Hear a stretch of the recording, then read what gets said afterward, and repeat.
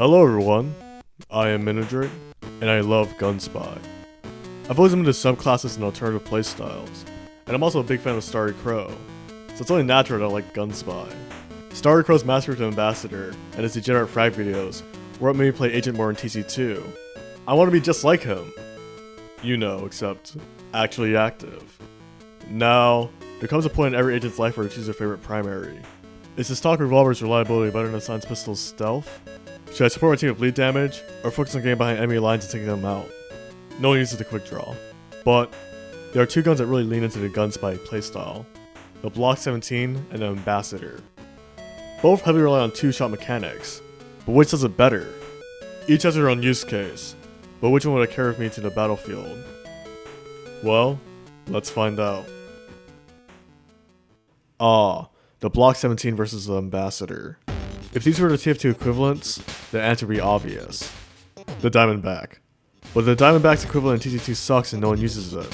Furthermore, Dorcus' changes to each totally alter how they function, for better or for worse, so it's worth delving into the intricacies of each. Let's start with the underdog, the Block-17. This is TC2's version of the Enforcer, and functionally, it's the same as the original. Dorcus has increased the Block-17's damage while disguised from an extra 20% to an extra 35% by giving players mini-crits. Kind of. You see, mini-crits are special as they don't have any damage fall off, so a mini-crit snipe across the map should do the same amount of damage as at regular firing distance. However, the Block-17's mini-crits have a special attribute where they are affected by damage fall off, neutering its effectiveness in mid to long range combat. On top of its weird mini-crits, the Block-17 can pierce through all resistances, making it particularly useful against vaccinated doctors, Fist of Steel brutes, battalions backup soldiers, and other classes with damage resistances. Also, it's great for taking out nasty or telling the guy to shoot buildings while sapping them. Personally, I don't do this often because most of the time I focus on killing nearby mechanics, and I want to keep my disguise for as long as possible. But it's still a good stat. If I was focused solely on sentry busting because the enemy team decided to stack mechanics, then this would be my first choice against them. Anyway, what are the Block-17's drawbacks? Well, it fires 20% slower, and you experience a 20% damage vulnerability while disguised. What? Why'd they add this? So you're telling me the weapon that benefits most from being disguised also makes it weakest while disguised? Huh? I get that increasing the Block-17's damage output from 20% to 35% is a pretty significant jump, but it seems to become an inefficient glass cannon while disguised, which is probably when you're most vulnerable.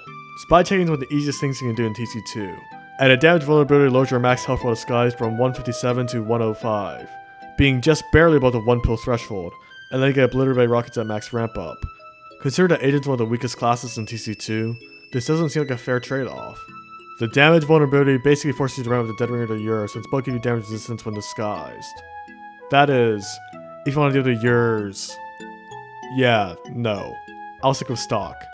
And generally, stock is the best knife to pair with Block-17 since it has no health penalty, and can still be used as a last resort. Unlike a certain knife after the summer update. The Wraith. Anyway, that's enough about our first contestant. In the other corner, we have the infamous Ambassador. Oh boy. If this was TF2, then I would have a lot more to say about the Ambassador's history. But TC2's Ambassador is actually pretty similar to the original. It shares a lot in common with the Block-17. Both have the same 20% slower firing rate, and both rely on two-shot mechanics. The Ambassador, however, crits on headshot, doing 1 or 2 damage within 50 studs of the opponent, and mini-critting at further distances. The philosophy behind the Ambassador is simple. If you land your headshots, it's better than stock. If you miss them, it's worse than stock. I stole it from a Reddit post. Dorcus Digital, on the other hand, didn't get the memo because they thought it'd be a good idea for an Ambassador headshot only when you have a full clip. This clear misunderstanding of the Ambassador's design turns it from a reliable mid-range last resort type of gun into a series of continued missed opportunities. On top of that, the Ambassador experiences worse damage fall off on normal shots and has a 50% damage penalty. It's like it's having a midlife crisis. I'd much rather have TF2's post-nerf Ambassador than this monstrosity. But let's see how it performs against the Block-17. Does the Block-17's lower yet more consistent burst damage stack up against an Ambassador's powerful crits and greater accuracy? Well, from my time using these two, I like the Block-17 much more than Ambassador. I have a very, very aggressive playstyle.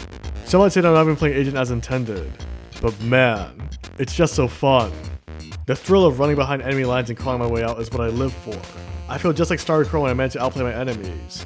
Now, does it always work out? Of course not, but that's where these two come in. Sometimes, it's too risky to try to trick stab your way out.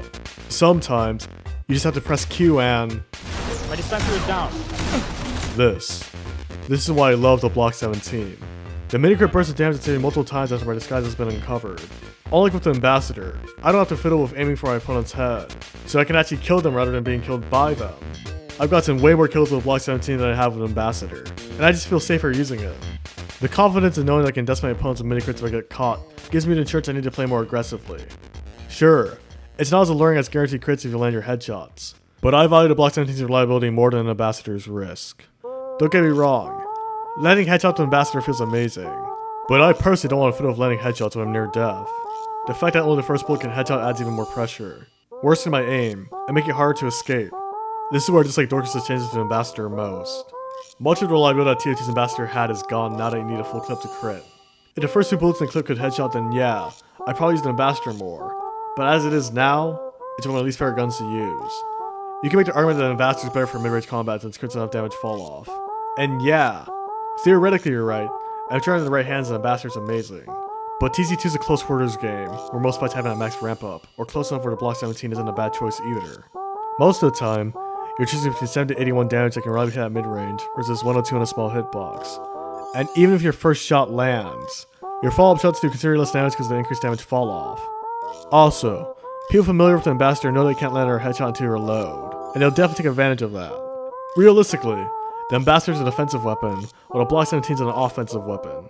And running the Block-17 felt liberating because of how easy it was to get mini-crits, while the Ambassador was frustrating because the skill needed to be effective with it. I just don't like it. The Ambassador takes a ton of skill to use for very little benefit. The only reasons to run the Ambassador is to get mid-range picks.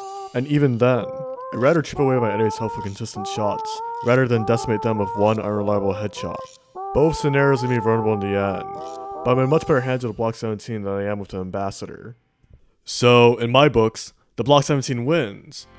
It's a fair gun to run as an agent, and personally, I think it's more versatile than an Ambassador. Now, I know there are a lot of Ambassador fans out there, but if you can hit headshots and have good enough tracking, then it's not that bad to use. I just think that the Block-17 synergizes better with my playstyle. It's a good insurance weapon, and it's great for pushing with your team. Sometimes, when I'm attacking on payload, I run up to Wraith and Deadringer, and I just tear through enemy lines. If I had to rank all the guns for Gunspy, here. Of course, this list varies with what knives and watches you pair with each and how you play, but from my time playing Agent, these are my picks. That's all to say all the guns in TC2. Goodbye everyone.